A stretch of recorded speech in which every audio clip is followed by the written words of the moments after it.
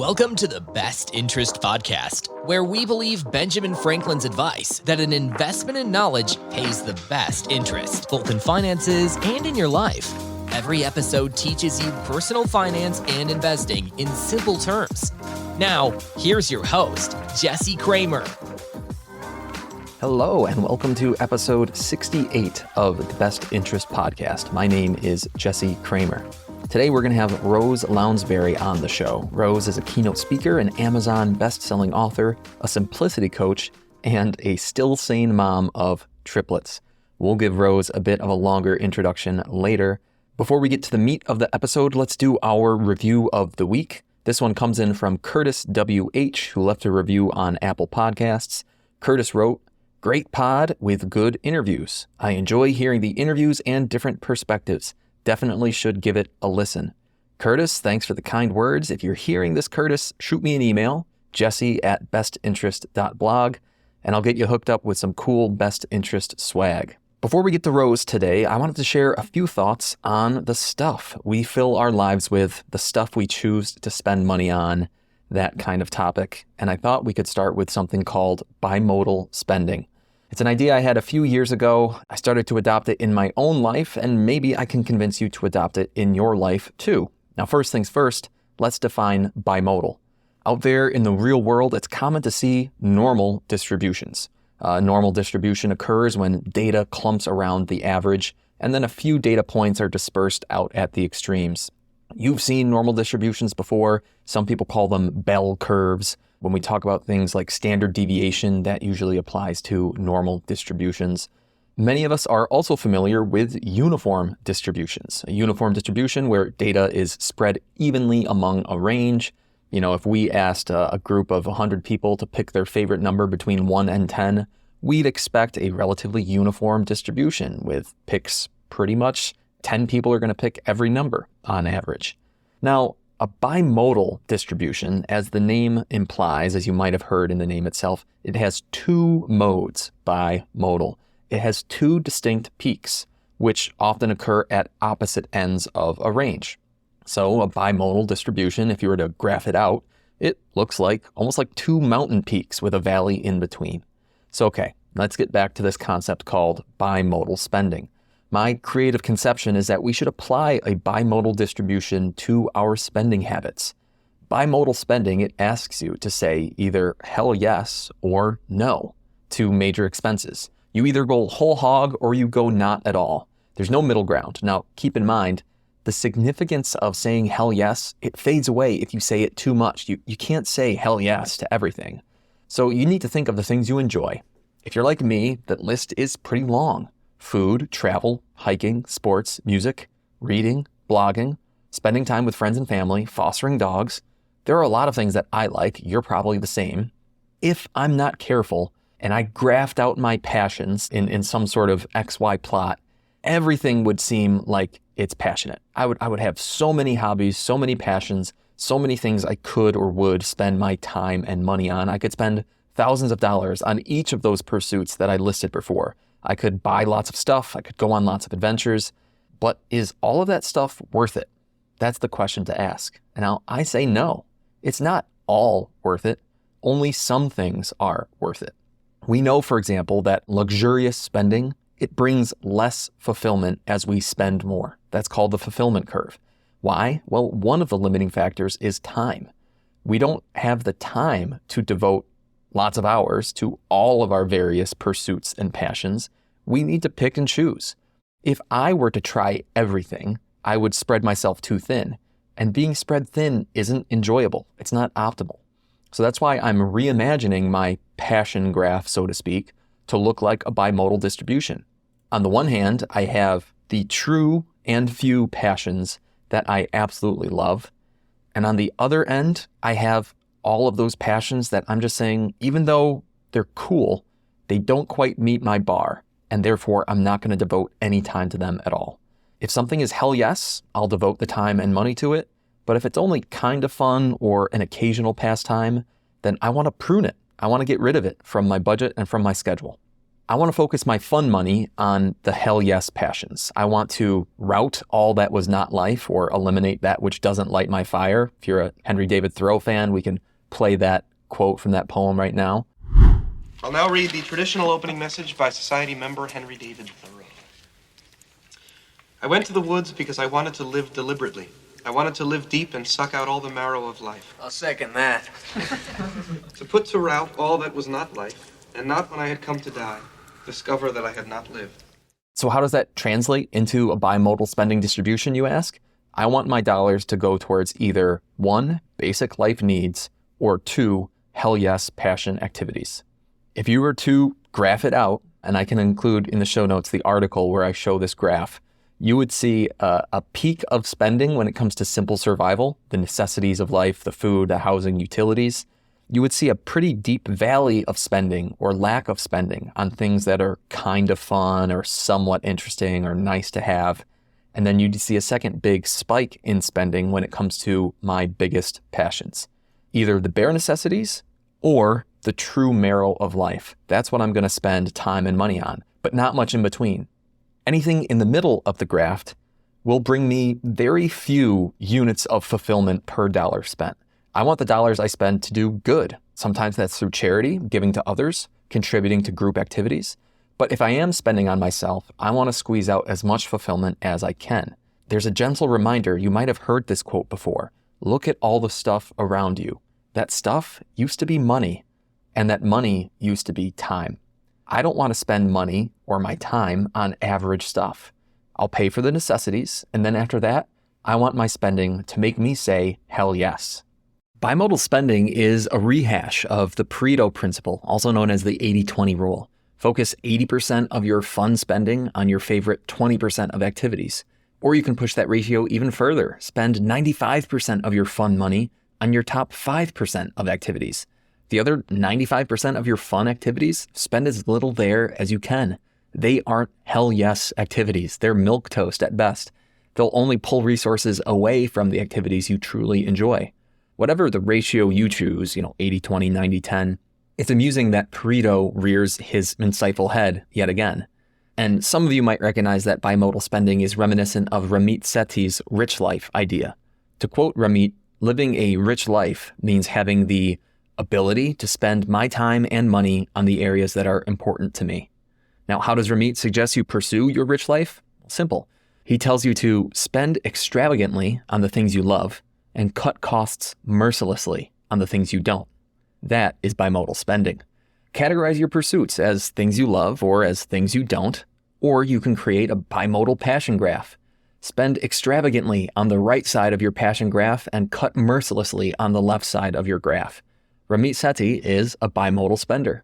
Now, for a quick anecdote, friend of the best interest, Martin, he and I have talked about this before. He loves travel. He loves fine dining. Those things are his passions. And that's why it made sense for him to spend 2 weeks in Lima, Peru, and plan a meal at Central, considered to be one of the best restaurants in the world. It's a once-in-a-lifetime experience. The memories of that trip still bringing him joy today. Now that is a hell yes. My hell yes spending lies elsewhere. I'll buy, say, a $200 pair of hiking boots or a top-of-the-line laptop to support the best interest, but I might not go to Lima, Peru. I might not eat at Central. I might not buy new golf clubs, even though I do like golf. But another friend of the blog, Mark, I know he absolutely loves golf. He plays as much as he can. He's traveled to Ireland to play historic courses. He plays in the rain and the snow because you've got to make the golf season count here in Rochester, New York. So new clubs and a course membership, they help Mark live his Ramit Sethi rich life. Golf is a hell yes for Mark. Different strokes for different folks. We each get to create our own passion graph and plan our bimodal spending accordingly. Even down in the bare necessities categories like food and housing, I found that bimodal spending helps me feel more fulfilled. Cars, for example. I don't love cars. I don't want or need an expensive car. I want to spend as little on cars as I'm able to. I plan to drive my Toyota into the ground and then continue to pay for a car that's more function over form. So for groceries, I love cooking and baking for people. I want to spend extra money to make sure my pizza has the highest quality cheese. I want to spend money on imported vanilla extract for my cookies. But for the average meal on the average day, I'm relatively Spartan. All I need for breakfast were a few eggs and an English muffin. 95% of my meals are simple. 5% are extravagant and nice. So that's mostly no, with a little bit of hell yes. At the time I put bimodal spending as an idea down on paper, my laptop was a 5-year-old HP, and the cooling fan, it sounded a little bit like a weed eater. It sounded like a disgusting metallic engine. It was not a good sounding laptop. It was probably a $250 model, way past its prime. But the best interest in working on this project was one of my big passions. So to support the blog and the podcast, I was saving up for a new MacBook. And that's the MacBook that I'm recording this episode into right now. I waited and waited and waited on buying that new laptop because I didn't quite have a hell yes reason to spend that much money. But the best interest made me realize I do have that reason. So I budgeted for a few months to save up money for that laptop. And then once I had the money saved, I pulled the trigger. And the last one, dining out. My wife, at the time I wrote this article, she was just my girlfriend. She loves dining out, and I certainly enjoy it too. It's a great way that we spend time together. We started saving our dining out dollars for hell yes dining experiences. So we forego a few average dining out experiences, and we save those dollars for a more unique and memorable experience. I've had my lifetime share of $8 hamburgers. They're fine.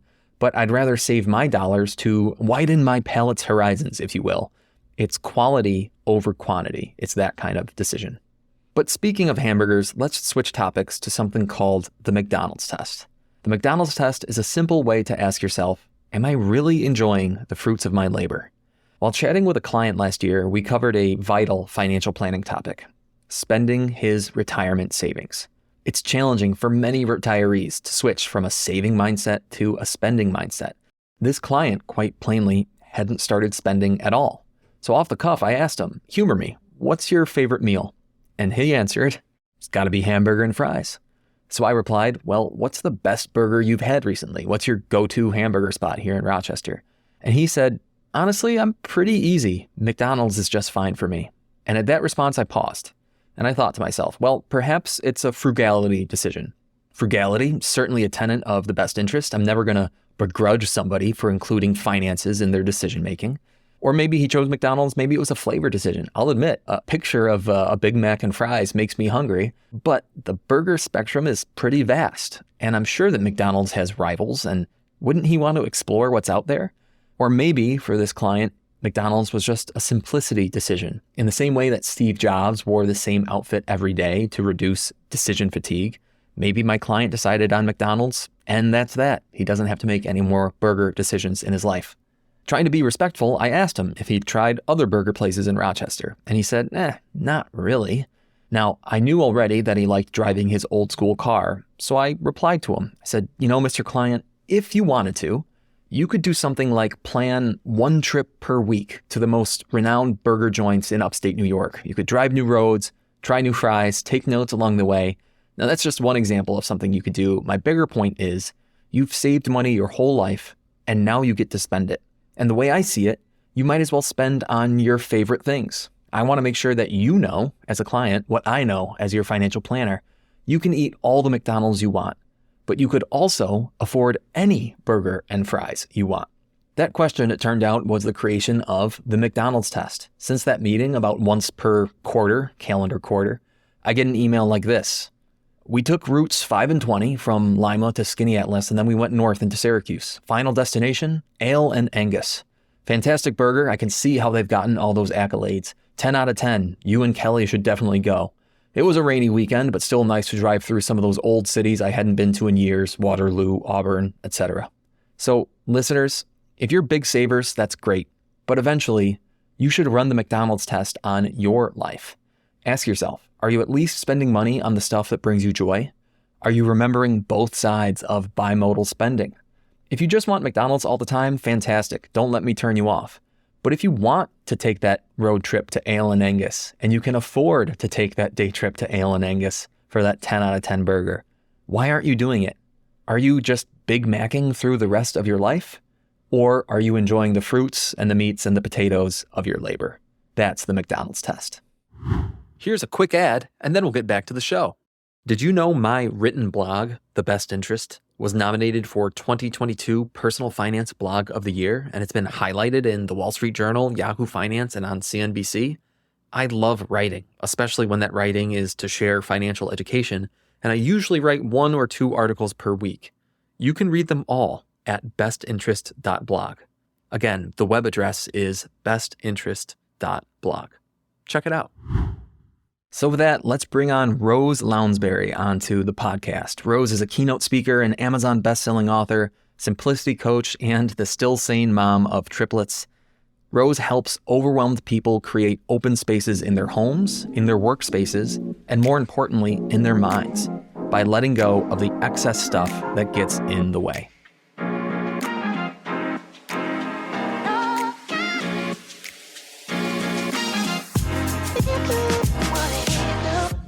Rose, thanks for joining us today. And I thought we could start today's conversation with towels. All right. How many towels do you own? Why am I even asking that question in the first place? Because I know our listeners are going to be a little confused. And then what are some of the big lessons that our listeners can take away from such an innocuous question? Yeah, so I'm going to guess the reason you're asking that question is because I did a TEDx talk called How Many Towels Do You Need? And unbeknownst to me, that's a question people are very curious about because it is the only thing I've ever done that's gone even somewhat semi-viral of sorts. I have almost 600,000 views on it, which is crazy to me. But it's interesting because towels are something that everybody has. And to answer your question, the first question, I have 2 towels per person in my house, and we are a family of 5. So there's 10 bath towels in our house for the humans in the house. My dog actually has more than 2 towels because he ends up with all the old towels. And so when we just forget to throw them away. So Rudy gets more than 2, I guess. Why does it matter? Well, it matters because when I started my minimalism and simplicity journey, I started with my towels. And in retrospect, the reason that I started by looking at my towels and asking questions about them was because it was a really easy place to start. And so anybody listening who might want to simplify or declutter their life, just know you probably have towels, and that might be a great place to start because it's not emotional. We don't have memories usually closely wrapped up with towels like we might have with pictures and letters and cards and that sorts of stuff, or gifts that people have given us. So towels are an easy place to begin, and I started there. And the question that I asked myself was, how many towels do we need?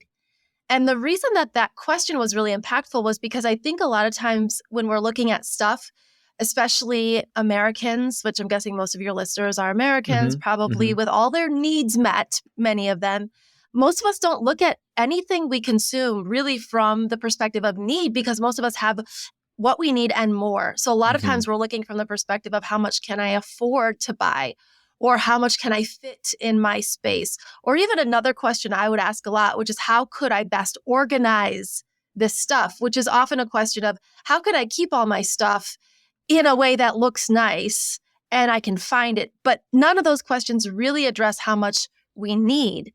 Need is a very different question. And so when I asked myself, how many towels do I need?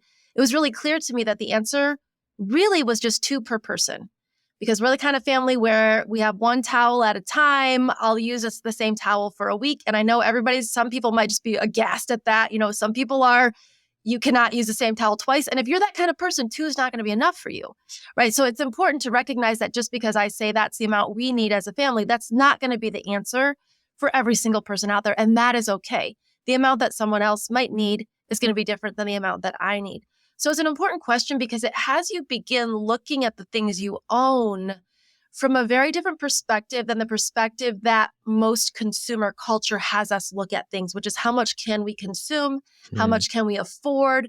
What's in style now? What do we need to get rid of that's no longer in style? Well, why don't you just buy a bigger house so then you can have more, bigger and better? So it's a very different perspective. And what's great about it, you can look at your towels this way. How many do you need? And then you can look at everything else that same way. How many pairs of shoes do you need? How many spatulas do you need? How many hammers do you need? You know, you can go through really all the things that you own and you can ask yourself, how much do I really need? And I want to be clear that I'm not advocating for a just utilitarian, bare bones aesthetic lifestyle. I'm not recommending anyone become a monk and own nothing and renounce all their possessions. But I think that we all could do better by looking at our things from the perspective of need versus want or ability to consume. And what I found personally in my life, the whole reason that I ended up doing this and continued to do it was that when I looked from that perspective, it was very freeing. Because when you know how much you need and you know that you have what you need, it really alleviates all that excess noise that you might not even realize you have that's telling you, you need this to be successful. You need this to be beautiful. You need this to be professional. You need this to show your status. These voices that we're not always even aware are there. When they're silent, you have this open space to think about much bigger ideas for your life. So that's the deeper philosophical answer to the towel question. And a funny story that I will add to this. So my husband is in charge of washing the towels. We have a laundry schedule. I'm very organized. So he's in charge of washing the towels. He's supposed to do it on Saturdays, but he doesn't always do that. And so he had let it go for like a few weeks, and I just don't say anything because I'm like, he'll do it when he wants to do it. Well, by the time he did it, we were pretty much out of towels because by that time, people had replaced the towels. There's only 10 and there's 5 of us. I have 14-year-old triplets. And he comes out of the shower. So he's put all the towels in the washer, but they're not gone to the dryer yet. He comes out of the shower and he's in his bathroom and he's dripping wet. He's like, we don't have any towels. I'm going to have to go down and get one of Rudy's towels. So he goes down and dries himself with the dog towel because that was all that he could use. So how many towels do you need also might depend on how often you do the laundry at your house and who's in charge of doing the laundry. So just a little warning or caveat for people there. Extra towels, they might be a want, they might be a need, but when they're all in the wash and you come out of the shower wet, it's definitely a need at that point, I would say. Yeah, if you don't want to dry yourself with your dog towel, make sure you've got enough. Well, one thing, Rose, you're talking about the towels and you talked about how towels are this thing that they're a very useful item. There's really not much beauty to a towel, but maybe when evaluating other things in our life, maybe they're not particularly useful, but they are beautiful or meaningful in some way. And I've heard you before kind of rate items along those two different spectrums or spectra. Is it useful? Is it beautiful? Can you dive into those two specific words a little bit more? Yeah, I got that criteria from William Morris, who was a 19th century interior designer. So once people had kind of gotten their basic needs met, they started thinking about how could I make my home more beautiful? And interior design became an industry. It wasn't always an industry. So this is the 1800s. And he says this quote that I think rings just as true today as it did then, which is, have nothing in your house that you do not know to be useful or believe to be beautiful. And so the reason that I use those two criteria, useful and beautiful, really comes from that quote that was said well over 100 years ago. And so what I think is really key about it is he worded it as such that you know to be useful. And I think it's really important that we only know something is useful if we are using it. Because a lot of times we're keeping things because we think, oh, it could potentially be useful. Someday I'm going to use the panini maker. Someday I'm going to use the waffle maker. Someday I'm going to need all those extra towels that I bought on sale at Kohl's. I'm not using them now, but someday I might. They could be useful. It's really about knowing something to be useful because you actually use it. And then the second question is, or you believe it to be beautiful. And that's kind of going back to what I said earlier about we're not really talking about just having the bare bones necessary for survival.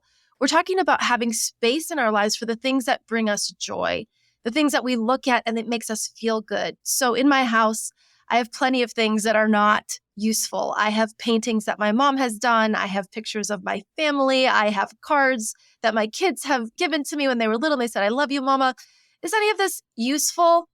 No, not necessarily, not by the strict definition of useful, but it brings me great joy to behold these items or to hold them or to look at them or to read them. And I want to have space in my life for those things. And what happens sometimes, I think, is people think, well, everything is beautiful, everything is special. And what happens is when we think every single thing is special is that nothing is special. It's kind of that if everything's a 10, nothing's a 10. Right. And so when we're simplifying our lives, specifically our possessions, we really want to think about what are the things that are truly beautiful and what are the things that are kind of just detracting from the beauty, because all the extra stuff that you have actually decreases the value of the most important things that you have. So it's really more about curating, like a museum curates, and they put out their very best things, not necessarily every single painting that any artist has ever done. Even a single artist, not every painting that artist has ever done. What are the most beautiful or the best ones? Those are the ones that we're going to display. And so you can kind of think about your home that way. You've got to have the useful things because you know them to be useful, but make space for the beautiful things that bring you great joy when you look at them. Yeah. So that's really how I apply useful and beautiful. And I'd encourage your listeners, if they're interested in doing this, to start thinking about that when they look at things too. I like that museum example. It made me think there's a local museum, or at least a art studio warehouse here in Rochester that on the one hand, it is very neat. I think it's very neat. I've been there a couple times, but it's a little overwhelming. When I go there, I look around and a lot of it, at least to me, is junk. It's not so much art as it's junk. Mm-hmm. And there's just so much of it that it kind of all blends together. And it does, I think, detract from the experience and the ability to contrast the true beauty from everything else that doesn't quite make it. Having that ability to contrast, having that judgment is important. And it does lead back to a personal finance topic when we think about spending money on things that are truly beautiful versus spending money on things that are just medium or mediocre. And I think, Rose, one of my repeating issues, we haven't quite touched on gifting yet, but when I think about spending money on stuff, I know you've talked about gifting before. I have amazing friends, loving family. And once in a while, I've received gifts that, no offense to my friends and family, I have not needed one little bit. So I'm curious, how do you think I should handle these situations? And maybe at the same time, is there a way to be a better gift giver?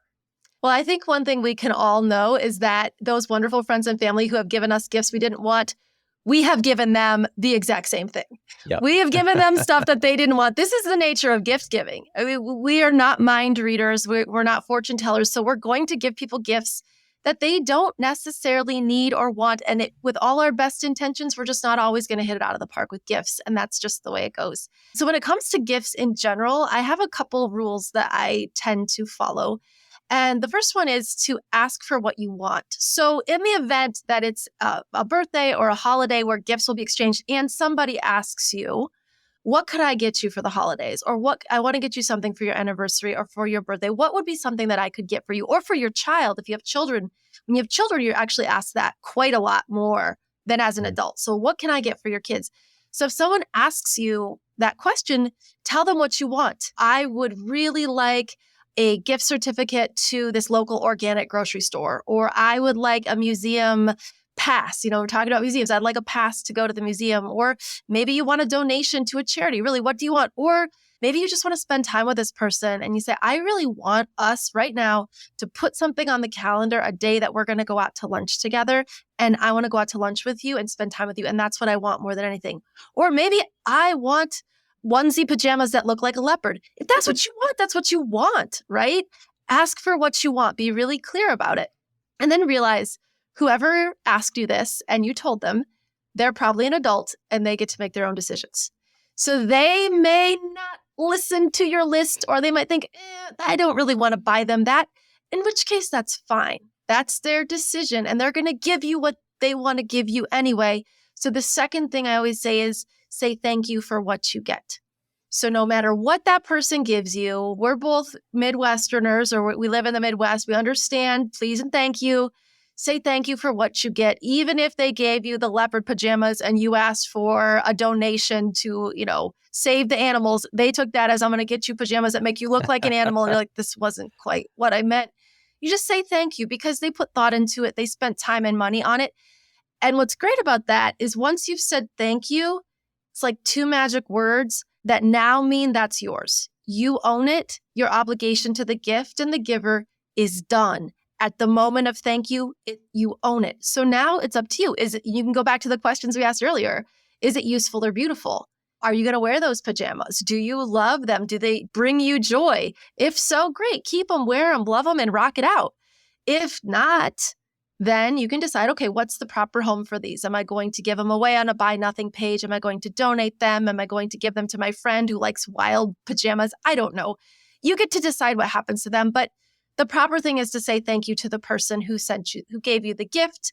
And then if you can use it, great. If not, let it go. And so that's kind of how I manage gift giving. And I realize a lot of that's a little easier said than done because obviously there are people's feelings involved. But I generally think after practicing this for a while, and if you're open about your values around stuff, if you're a person like me who maybe has a whole blog and business about this, or maybe not, maybe you just talk about how you're pursuing a simpler lifestyle, people generally have an understanding that, and usually they do come around to, this is the kind of person who's probably not going to want a lot of physical possessions. And then your other question was about how to be a better gift giver to other people, right? Because we are gift givers, and that's a tricky one, right? So I generally ask people what they would like, what would be helpful for you, what would be useful for you. And I try my best to find something that I think would be helpful or useful. I, as a parent of 3 kids, have kind of moved toward gifts that allow experiences or time, because I think they're just so much more meaningful. I mean, I have seen my kids get really excited about a toy the moment they open it up, and 2 weeks later, it was sitting around and they never played with it ever again. And I'm thinking, well, that was really not very meaningful. I gave that gift, but it's not adding anything, in terms of joy or value to their life and not to our relationship. So when I give gifts, I try to think of things, especially to my children, that will increase the value of our relationship and our connectedness. So for my boys, for example, last Christmas, I gave them tickets to go see the Cleveland Cavaliers play the Indiana Pacers in Indianapolis. And I had never been to a professional basketball game. I don't even really like sports. But we went to this professional basketball game. It was so cool. We had so much fun. We got pretty close seats because it was their big Christmas gift. Yeah. And it was really fun. So that was their Christmas present from me. So I think as I have kind of gone on this journey, I've started to think about what kinds of gifts really make a difference to me and to the giver. And my kids will tell you, and there's plenty of research to back this up as well, that the thing that makes people feel most grateful later, the things they spend money on that we feel gratitude about later, are things that were experiences instead of stuff.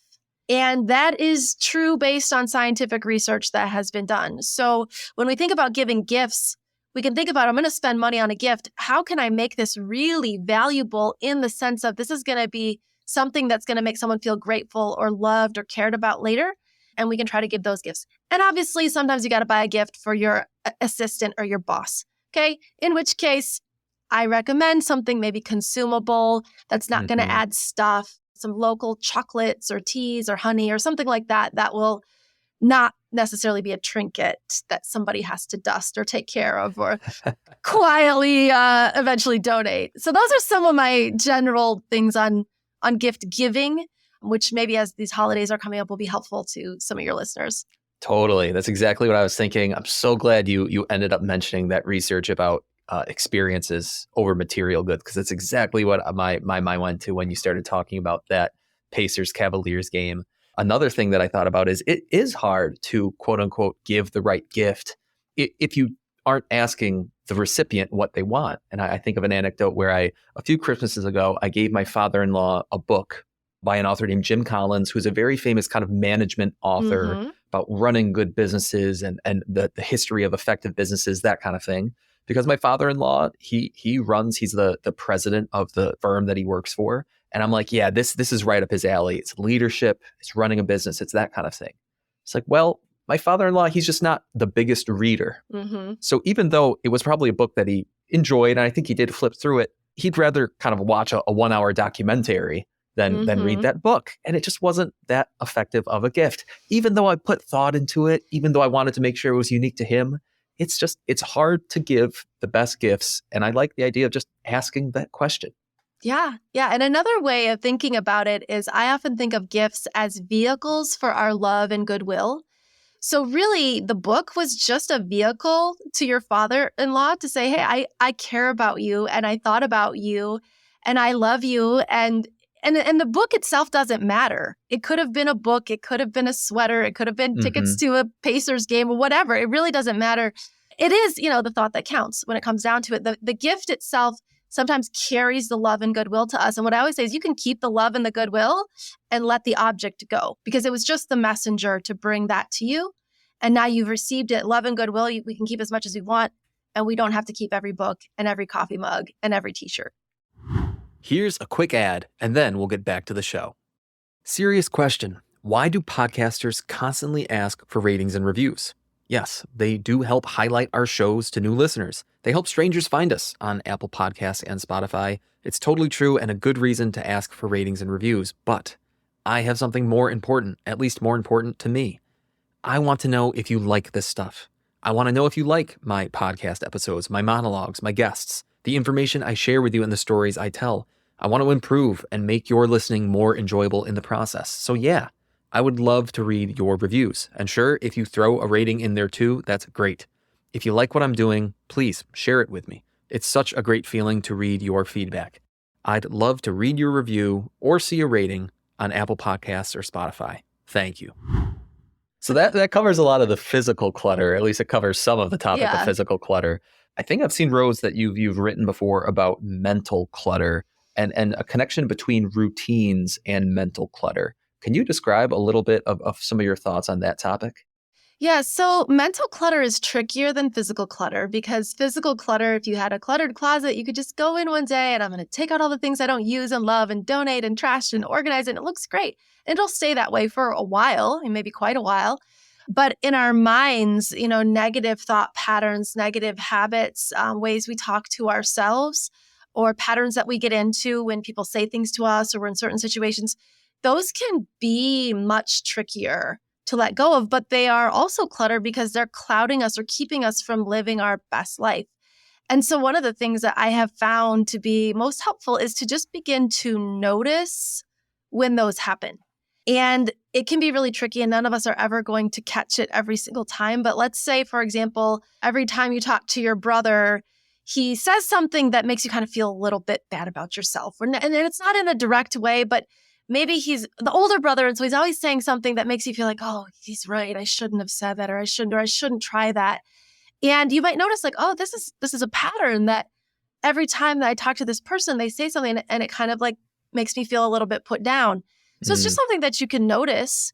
And then maybe going into those situations again, you can just be aware of it. And what's kind of powerful about mental clutter is we think, oh, let's just get rid of it. That's really hard. But what's easier and also equally as effective is just to notice that pattern is happening. If every time you interact with someone, you start to feel bad about yourself, or even something like if you scroll on social media a lot, and I know this about my own self, which is why I don't scroll on social media very often. Instagram will make me feel bad about myself. I'll start to feel, oh, I'm not good enough, or my business isn't good enough, or I'm not a good enough parent, whatever, right? You attach your own not good enough to that. That happens. And so becoming aware while scrolling, I'm feeling bad right now. I could keep scrolling after that, but I'm much more likely to choose to do something else when I become aware that this is what's going on inside of me right now. Because it creates that little bit of pause that gives us the opportunity to make a choice. So routines, patterns, like that's kind of what I generally associate with mental clutter. It's the things that happen over and over again. And a lot of them are the same ones from when we were kids. Not to like get deep into psychology here or anything. Okay. I was in college and I had a journal that I'd kept since I was in second grade. Wow. And it wasn't like I wrote in it every single day, but I ended up going back through and rereading some of the things I'd written in second grade. And I had this aha moment where I realized, oh my gosh, I have the same problems that I had in second grade, where I'm worried that people won't like me, or I'm worried that I'm not good enough, or I'm worried that so-and-so doesn't think that I'm cool. Those are the same problems that I could even be having today, right? I worry that people won't like me, or they don't think I'm good enough, or they don't think I'm cool. A lot of these things are things we're so used to them that they become what we think of as the truth, or they become so normal. And that's that power of just, noticing that this is what I'm thinking. And that really weakens it. I think it's sort of like in The Wizard of Oz when Dorothy sees the man behind the curtain. The great and powerful Oz is really scary, but when you realize it's just a man behind the curtain, you're suddenly like, oh, that's not what I thought it was. So the noticing of what's going on, it's a practice. It's something that I practice almost daily. Things like meditation and so forth can be helpful. I'm not a great meditator. I will admit that. I don't like to sit still and be quiet and hum to myself, whatever. But it's really training your mind to notice when things are getting cluttered. And usually you can tell because there's often physical things that happen too. Like your heart will start racing. You'll start to feel anxious. You'll feel like I can't get everything done. There's so much to do or whatever you're general anxiety patterns are, that's usually when you can tell that mental clutter is happening. Yeah, that's interesting. I was wondering if that M word meditation would come up. Only because I like you, I think I'm one of the most amateur meditators out there. But when I've been practicing before and when I've kind of gotten into a good meditation habit, one of the patterns I noticed from the meditation commentator, whoever the person is who's kind of talking me through the meditation in my app, is they tell you things like pay attention to your thoughts and where are those thoughts coming from?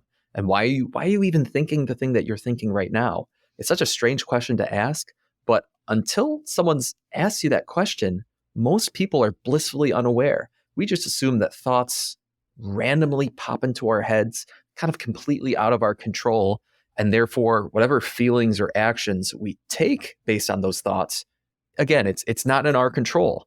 I got angry, I threw something across the room, and I yelled. That's not me. That's just my thoughts. And it's like, well, hold on a second. Like, if you really try to slow things down and if you really pay attention to what's going on in your head, you'll realize that a lot of that was a choice. Maybe it felt a little subconscious, but it was a choice somewhere within your mental clutter. And if you practice organizing some of those thoughts a little bit better, it takes some time. It's not easy to do because it's not tangible. It's in your head. But if you practice these things, in the long run, you'll see some net benefit. Yeah, I'm so glad that you shared that. It is hard. And it's also something that I think if you've gone down this road a little bit, sometimes you can feel like you're failing at it because you'll find yourself doing the same pattern that you used to do. Like, oh, I thought I was better. I thought I was over my self-esteem issues with this person. And the thing is, it's all practice, which is, I think, why people call it a meditation practice. If I ever met anyone who said they were a meditation master, that's a big red flag to me that I probably don't want to listen to that person, because anyone who practices meditation is a practitioner. Even the people who've been doing it for years and years and years are still practicing. I've heard it described as training a puppy. If you've ever tried to train a puppy, they kind of, they're hard to train. They get distracted and they go off here. And then you gently try to pull them back. And now we're going to practice sitting, and they'll sit for a little bit and they'll kind of wander off. And the next day you thought you made progress and they're back to peeing on the floor again. You're like, oh, I thought we worked on this. And so our minds are kind of like a perpetual puppy that we're always training, but they do eventually grow maybe into an adolescent dog at some point in time. But yeah, it's a continual thing. It's kind of the next level, which is actually why I really recommend, if people are interested in this journey, that you start with the physical things, because they naturally, as you create that open physical space, it's so tangible, it's so black and white, it's so before and after. It's going to create the mental space for you to start doing that work inside. And it makes that inside work easier. I feel like people don't always see that there's a connection to these two things. But starting with the physical space is going to help you delve into the mental space, because they're very much connected. And I know that because generally when I started my business, I used to go to people's homes in person and we would clear out closets physically side by side. And the thing people always said to me when I left was the same, whether this person lived in this sort of palatial residence or a studio apartment, they would say, I feel so much better.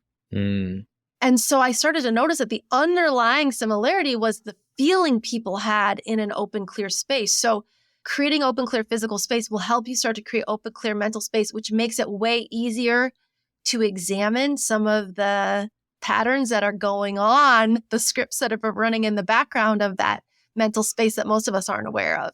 Right. And it's funny, some of those scripts that you talked about, obviously, I know a lot of them they have to do with relationships and how we see ourselves in the world and some of that emotional side.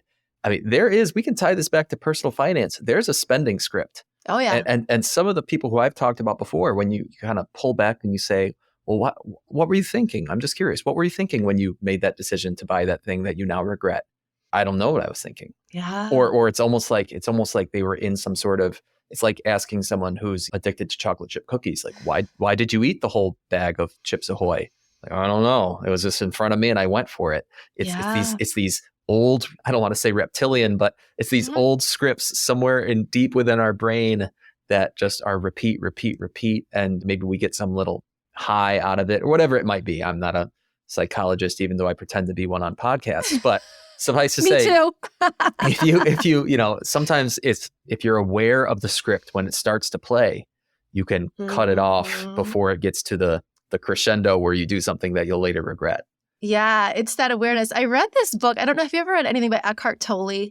So I know exactly who he is. I haven't read his books, though. His book, I have it, A New Earth, one of the few books I own. But he talked about this thing. He called it watching the thinker. And that was the first time that I realized you could watch yourself think. The consciousness that's thinking and the consciousness watching you think are not the same. And so sometimes, isn't that kind of wild? It is. I remember reading this. This what kind of coincided with the decluttering journey. I started reading this book and I realized, oh my gosh, the things that I'm thinking aren't necessarily me. I can watch myself thinking that about myself. So who's watching me? That's really me. That's my consciousness. And it was wild. And just that realization changes the way you show up in spaces, changes the way you interact with people. I felt it immediately makes you calmer because you realize you're not at the mercy of these incessant thoughts. And those are brief moments. There's these like little brief moments of lightness. And then you go back to your daily life and you're like, I got to do all these things. And oh my gosh, I'm behind on email. That book for me really started me on the journey of starting to clear the mental clutter, even though I didn't realize it at the time that that's what I was doing. But that's one that I returned to some of those concepts that I learned in that book. That is so cool. At this point, I know that you're on a clock, and this has been an awesome 30 minutes. And even though there are other questions I had written down, honestly, like I think we're at an awesome point. And unless there's anything that I missed that you really want to hit on. Yeah, I love the direction that we took here. And I think it's important for people to realize, like, start with the physical, and that's important and that matters. And that's going to take you to places you did not imagine.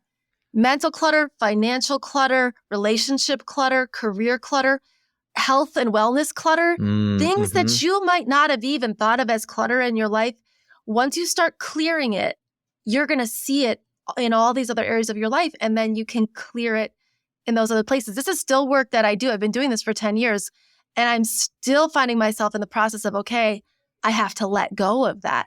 I'm done with it. I need to let it go. Yeah. And it's no longer about my coffee cups anymore, but it's about these deeper things that you and I have been getting into in this second half of the conversation. So I appreciate you taking us there. That's cool, Rose. Well, you're welcome. And thank you for coming on. If listeners want to get a hold of you, Rose, if they want to check out that TEDx talk, if they want to read your blog, how can they find you? The best place to go would be my website, which is roselounsbury.com. And for people listening, that's Rose. Lounsbury is Lounsbury. It's like bury a bone, not strawberry. Go to my website. You'll have links to all my social media, my blog posts. You can watch my TEDx and all the good stuff there. Awesome. And we will throw those links into the show notes. Rose Lounsbury, thank you for coming on to the Best Interest Podcast. Oh, thanks, Jesse. It's been awesome. Thanks for tuning in to this episode of the Best Interest Podcast. If you have a question for Jesse to answer on a future episode, send him an email at jesse@bestinterest.blog. Again, that's jesse@bestinterest.blog. Did you enjoy the show? Subscribe, rate, and review the podcast wherever you listen. This helps others find the show and invest in knowledge themselves, and we really appreciate it. We'll catch you on the next episode of the Best Interest Podcast. The Best Interest Podcast is a personal podcast meant for education and entertainment. It should not be taken as financial advice and is not prescriptive of your financial situation.